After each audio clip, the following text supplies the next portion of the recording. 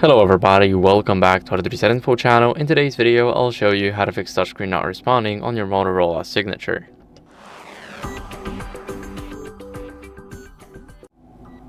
So first, what you guys want to do is go over and remove the screen protector or case because it can cause the interference, and let me explain why.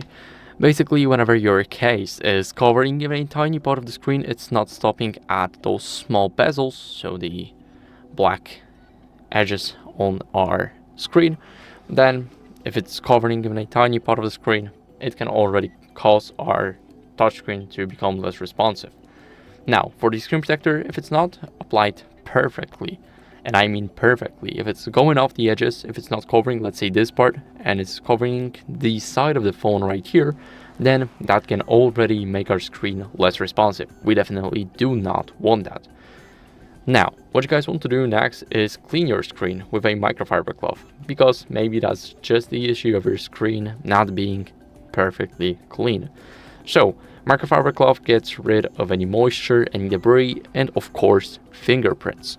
So, 3 swipes are enough. Now, my screen is very shiny and it has no signs of use on it.